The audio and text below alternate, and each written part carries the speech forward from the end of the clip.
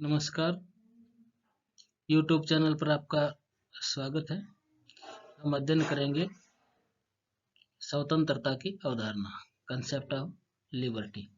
यह BA first year political science paper first राजनीति विज्ञान के मूल आधार में यूनिट 3 में शामिल है।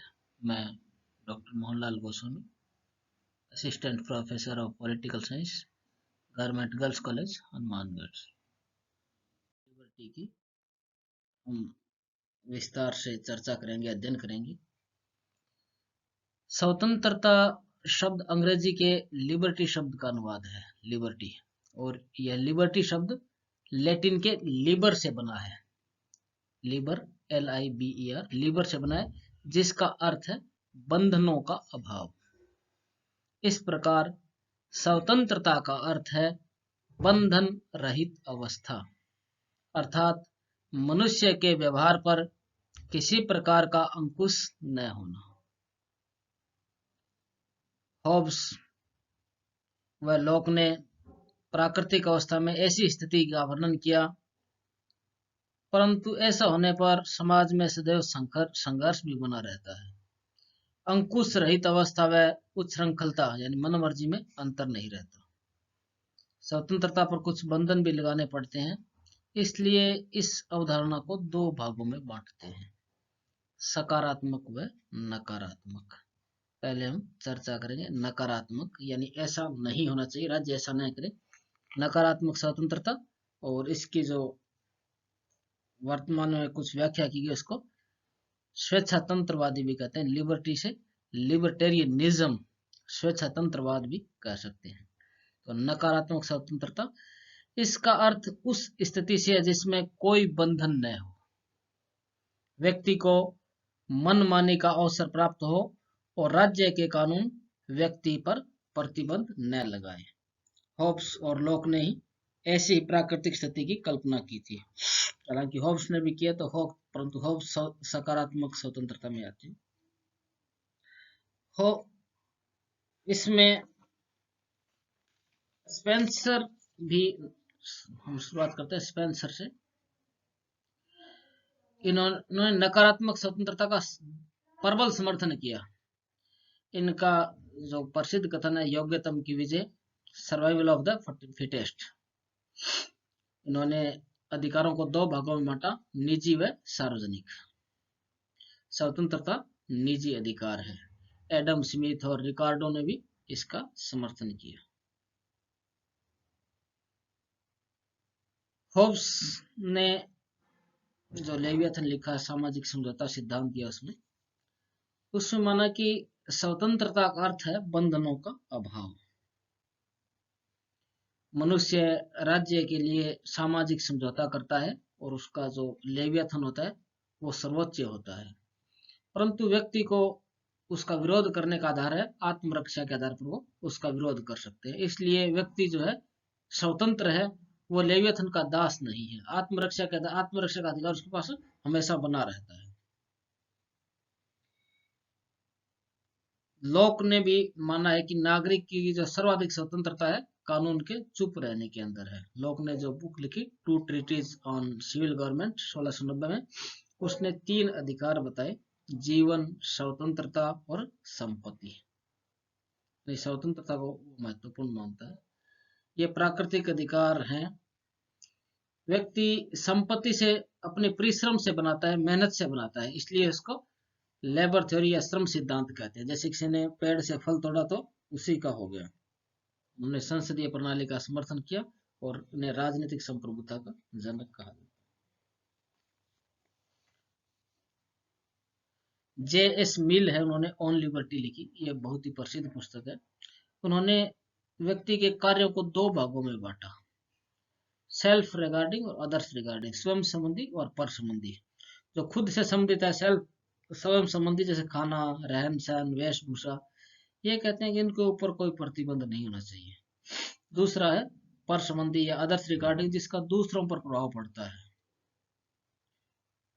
इन्होंने माना कि व्यक्ति अपने शरीर, मस्तिष्क और आत्मा पर संप्रभु है। परंतु मिल ने स्टेट पॉलिटिकल इकोनॉमी में कल्याणकारी राज्य की अवधारणा का भी समर्थन किया है, सकारात्मकता राज्य का समर्थन किया है। इस प्रकार नकारात्मक से वो सकारात्मक है।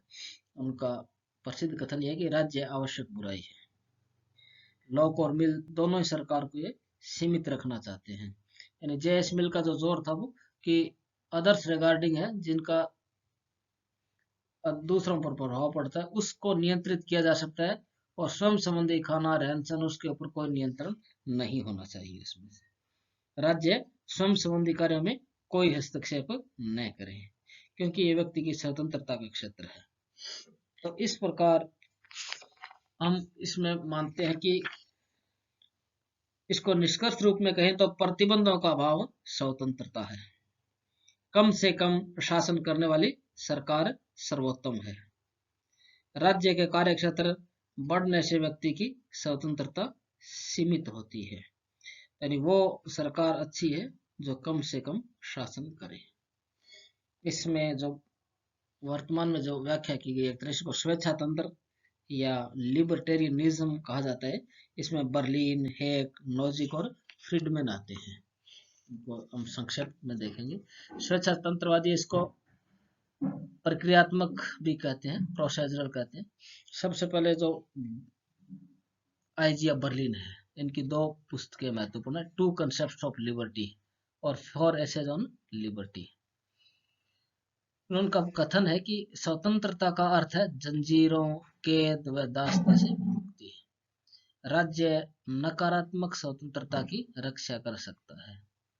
अगर कोई पक्षी की तरह उड़ नहीं सकता तो राज्य की कमी नहीं है। इनका अन्य कथन है इस संदर्भ में कि जब संप्रभुता सही हाथों में हो तो स्वतंत्रता बढ़ जाती है। इन्होंने नकारात्मक और सकारात्मक स्वतंत्रता में अंतर किया। F.A. Hayek, constitution of liberty, ये जॉन लॉक व स्पेंसर से प्रभावित है। जॉन लॉक जिन्होंने जॉन लॉक का रेफरेंस पहले है, होब्स, लॉक और रूसो, जिसमें प्राकृतिक जीवन, स्वतंत्रता और संपत्ति बताया है। स्पेंसर से प्रभावित है। इनका स्वतंत्रता जो है प्रतिबंधों का अभाव है, उत्पीड़न का अभाव है। इनकी पुस्तक है रोड टू सर्फडम भी है, दासता की ओर में लिखा है कि 5 वर्षीय योजना राज्य की प्रगति को समाप्त करती है और राज्य शक्ति को बढ़ाती है और व्यक्ति को दासता की ओर ले जाती है। यानी ये राज्य का कार्यक्षेत्र कम से कम रखना चाहते हैं। रोड्स टू फ्रीडम जो बुक है वो रसेल की बुक है, वैसे दोनों नाम मिलते जुलते हैं। मिल्टन फ्रीडमैन की पुस्तक है कैपिटलिज्म एंड फ्रीडम 1962। इन्होंने जो स्पेंसर का है योग्यतम की विजय, सर्वाइवल ऑफ फिटेस्ट का समर्थन किया है और 4 स्वतंत्रताएं मानी, राजनीतिक, प्राकृतिक, नागरिक और विधिक। नोजिक जो की पुस्तक है अनार्की स्टेट एंड यूटोपिया 1974 में लिखी उन्होंने। इन्होंने बताया कि व्यक्ति अपने परिश्रम से निजी संपत्ति बनाता है, इसलिए उसको हक है, इसलिए इसको हकदारी का सिद्धांत, अधिकारिता का सिद्धांत कहा जाता है। और राज्य कार्यक्षेत्र न्यूनतम होना चाहिए, जैसे रात्रि का चौकीदार, नाइट वॉचमैन होना चाहिए। राज्य की जगह ये यूनियन शब्द का प्रयोग करते हैं जो संपत्ति की रक्षा करेगी, जैसे बीमा कंपनी करती है। तो ये नकारात्मक स्वतंत्रता हुई। दूसरी हम देखते हैं सकारात्मक स्वतंत्रता। इसमें माना जाता है कि स्वतंत्रता का अर्थ है मनुष्य को अपने व्यक्तित्व के विकास के लिए पर्याप्त सुअवसर या परिस्थितियां मिलनी चाहिए और ये राज्य ही प्रदान कर सकता है। अतः सकारात्मक स्वतंत्रता राज्य में ही संभव है और ऐसी स्वतंत्रता सीमित ही होगी। जो सकारात्मक स्वतंत्रता का जनक है उसको ग्रीन को माना जाता है, TH ग्रीन। उनका कथन है कि स्वतंत्रता उन कार्यों को करने अथवा उन वस्तुओं को उपयोग करने की शक्ति है जो करने अथवा उपभोग करने योग्य है। और दूसरा कथन है निजी हित सामाजिक हित है। ग्रीन के बारे में बार्कर ने कहा है कि मानव चेतना स्वतंत्रता चाहती है, स्वतंत्रता में अधिकार निहित है और अधिकार राज्य की मांग करते हैं। ग्रीन के विचारों से प्रभावित होकर ही ब्रिटेन में 1943 में बेवरेज रिपोर्ट जारी हुई। इसे एटली सरकार ने लागू की और ब्रिटेन को लोक कल्याणकारी राज्य शुरुआत करने वाला मानते हैं।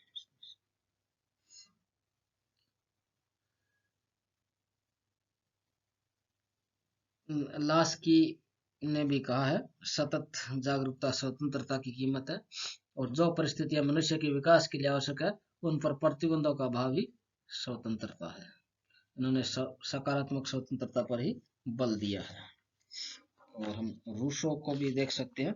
रूसो ने सोशल कॉन्ट्रैक्ट है, उसमें सकारात्मक स्वतंत्रता का ही समर्थन है। इनका प्रसिद्ध कथन है कि मनुष्य स्वतंत्र पैदा होता है और वह बंधनों में है। इन बंधनों से मुक्त करना ही रूसो के राजनीतिक चिंतन की सबसे महत्वपूर्ण विशेषता है। वो मुक्त करना चाहता है और इसके लिए वो सामान्य इच्छा का सिद्धांत देता है, जिसमें व्यक्ति जो खोता है वो प्राकृतिक स्वतंत्रता खोता है और जो प्राप्त करता है वो सामाजिक स्वतंत्रता प्राप्त करता है, जो समूह के अंदर प्राप्त करेगा। और इस सामान्य इच्छा या कानून का जो अधिकतम पालन है वो अधिकतम स्वतंत्रता है, और जो पालन नहीं करेगा उसको पालन करने के लिए बाध्य किया जाएगा। व्यक्ति समझौते में प्राकृतिक स्वतंत्रता छोड़ता है और नागरिक स्वतंत्रता प्राप्त करता है, और ये स्वतंत्रता को बाहरी मानते हैं। तो ये रूसो का बहुत ही प्रसिद्ध था इसमें कथन है। इसमें जैसा हमने लास्की का भी देखा, लास्की का इस संबंध में भी प्रसिद्ध कथन है। और उसके बाद स्पेंसर तो नकारात्मक स्वतंत्रता है।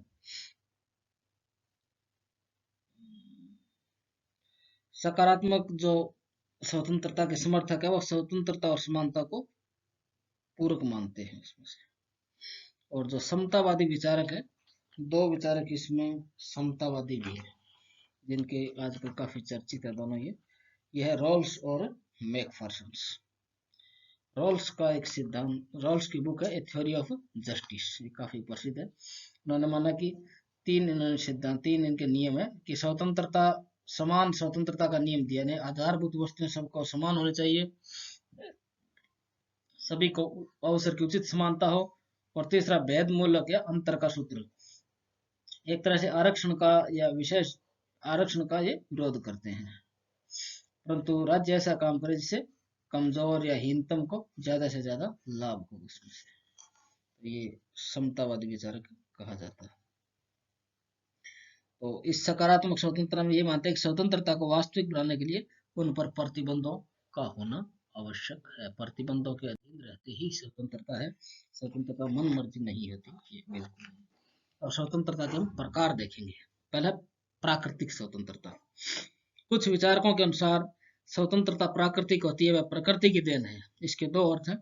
पहला उस स्वतंत्रता से है जो राज्य बनने से पहले की अवस्था में थी, ये मनुष्यों को प्राप्त थी। हॉब्स, लॉक, रूसो ने इसी का वर्णन किया। दूसरे अर्थ में माना जाता है कि मनुष्य की स्वतंत्रता स्वाभाविक है, वह राज्य की देन नहीं है। इस अर्थ में प्राकृतिक है कि मनुष्य के व्यक्तित्व तथा सामाजिक कल्याण के लिए आवश्यक है। ग्रीन व लास्की ने इसी अर्थ का समर्थन किया। दूसरा व्यक्तिगत स्वतंत्रता, पर्सनल लिबर्टी। इसका अर्थ है कि मनुष्य को अपने व्यक्तिगत जीवन से संबंधित कार्यों में स्वतंत्रता होनी चाहिए। उसके व्यक्तिगत कार्यों पर केवल समाज हित को ध्यान में रखकर ही बंधन लगाया जा सकता है। जे.एस. मिल का विचार था कि व्यक्ति के कार्य पर प्रतिबंध नहीं होना चाहिए जिसका संबंध उसके जीवन से है। सेल्फ रिगार्डिंग जो जिसका खाना पीना, पोशाक पहनना, ड्रेस पहनना, ये इस पर कोई प्रतिबंध नहीं होना चाहिए।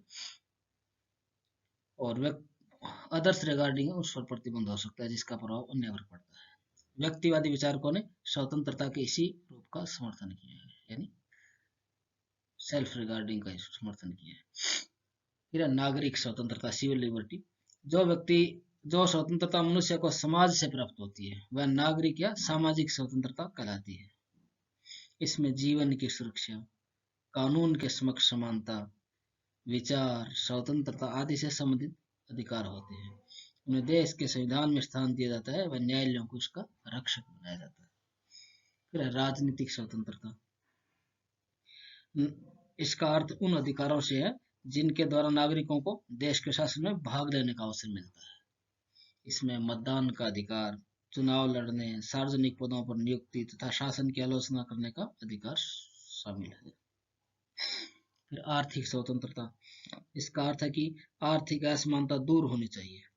प्रत्येक व्यक्ति को अपनी इच्छा अनुसार व्यापार या व्यवसाय का अधिकार होना चाहिए। जी.टी.एच. कॉल के शब्दों में आर्थिक स्वतंत्रता के अभाव में राजनीतिक स्वतंत्रता कोरी कल्पना है। धार्मिक स्वतंत्रता, प्रत्येक व्यक्ति को अपनी इच्छा अनुसार धर्म को स्वीकार करने पालन करने की स्वतंत्रता होनी चाहिए। राज्य को सभी धर्मों को समान मानना चाहिए, वे किसी धर्म के प्रति पक्षपात नहीं करना चाहिए। राज्य को धर्मनिरपेक्ष होना चाहिए।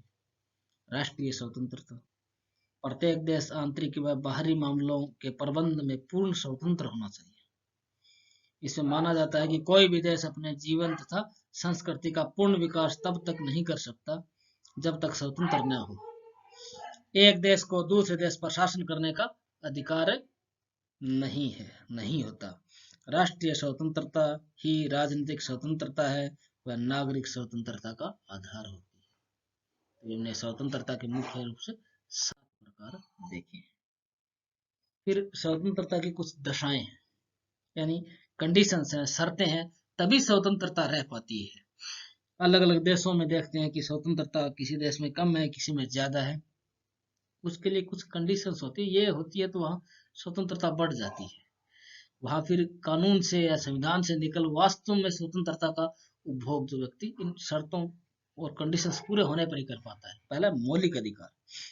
सबसे महत्वपूर्ण है कि नागरिकों के मौलिक अधिकारों की स्पष्ट व्यवस्था संविधान में की जाए, या इनको ये भी कह सकते हैं कि ह्यूमन राइट्स को मौलिक अधिकारों के रूप में स्थान दिया जाता है, जैसे भारत में दिया जाता है, और इन्हें पूरी तरह से कानूनी संरक्षण प्राप्त होना चाहिए। बिना अधिकारों के स्वतंत्रता नहीं रह सकती। दूसरा, विशेष अधिकारों का अंत। प्रिविलेजेस नहीं होना चाहिए कहीं भी। समाज में पूरी तरह से समानता की भावना होनी चाहिए। वह समाज के किसी भी अंग को विशेषाधिकार नहीं मिलना चाहिए। लास्किक शब्दों में, यदि समाज के किसी भाग को विशेषाधिकार दिए गए हो तो उस दशा में जनसाधारण स्वतंत्रता का उपभोग नहीं कर सकता।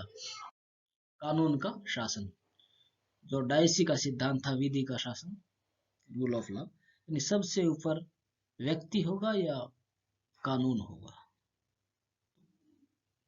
विधि के शासन की जो अवधारणा दी गई डायसी द्वारा दी गई, ये ब्रिटेन में पूरी तरह लागू किया गया, यानी सबसे ऊपर कानून होगा। आज लगभग सब विश्व के सभी देशों में यही माना जाता है कि कानून सबसे ऊपर होगा। किसी व्यक्ति की इच्छा से कार्य नहीं होगा, कानून के अनुसार सभी समान होगा, वहां स्वतंत्रता ज्यादा रहती है। अगर एक ही व्यक्ति ऊपर हो या एक ही व्यक्ति में सारे कानून बनाने, लागू करने या व्याख्या करने का अधिकार हो तो स्वतंत्रता नहीं होती। तथा शक्ति पृथक्करण, यही पॉइंट जो मैंने अभी वर्णन किया है, शक्ति पृथक्करण के सिद्धांत में शामिल है। मॉन्टेस्क्यू जो फ्रेंच विचारक था, उसने ये सिद्धांत दिया कि व्यक्ति की स्वतंत्रता के लिए आवश्यक है कि सरकार के जो 3 अंग है, व्यवस्थापिका, कार्यपालिका, न्यायपालिका, 3 अलग अलग हों। एक कानून बनाए, दूसरा लागू करे, तीसरा इसके आधार पर न्याय करे, और तीनों में एक दूसरे के में हस्तक्षेप न करे, तभी व्यक्ति को स्वतंत्रता मिलती है। इसको शक्ति पृथक्करण का, सेपरेशन ऑफ पावर का सिद्धांत कहते हैं, और सबसे अच्छे रूप में इसको अमेरिका के संविधान में लागू किया गया। परंतु इसके साथ ही नियंत्रण व संतुलन का सिद्धांत भी है, चेक्स एंड बैलेंस का। शासन के तीनों अंग एक दूसरे पर नियंत्रण रखते हैं, जिससे संतुलन बना रहता है। आर्थिक जो समानता है, समाज में आर्थिक समानता जब तक नहीं होगी तब तक राजनीतिक स्वतंत्रता और समानता महत्वहीन हो जाएगी। लास्की ने कहा कि धन की व्यापक विषमता लोकतंत्र के साथ मेल नहीं खाती है। समाज में एक बहुत अमीर और बहुत गरीब है, दोनों को सिर्फ राजनीतिक समानता और स्वतंत्रता है तो वास्तव में स्वतंत्रता नहीं है। इसलिए समाज में आर्थिक समानता स्थापित करने का प्रयास करना चाहिए। इस संविधान में ऐसी व्यवस्था होनी चाहिए। स्वतंत्र न्यायपालिका स्वतंत्र होनी चाहिए और निष्पक्ष होनी चाहिए, तभी वो संविधान की रक्षा कर पाती है और व्यक्ति के अधिकारों की रक्षा कर पाती है।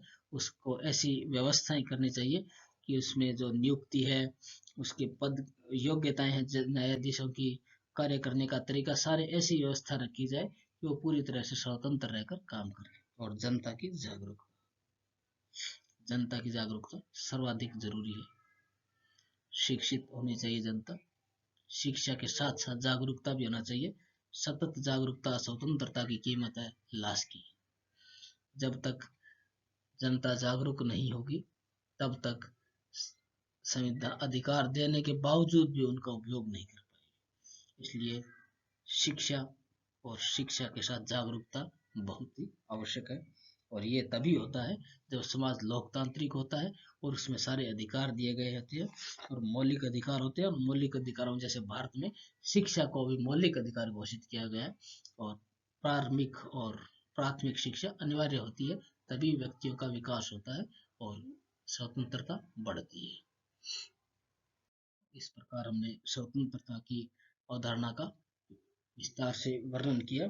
इसमें अगर एक थोड़ी सी डिबेट ये भी रह जाती है कि इसमें मार्क्सवादी जो अवधारणा है स्वतंत्रता की, उन्होंने माना है कि स्वतंत्रता मार्क्सवाद में थोड़ी अलग तरीके से है।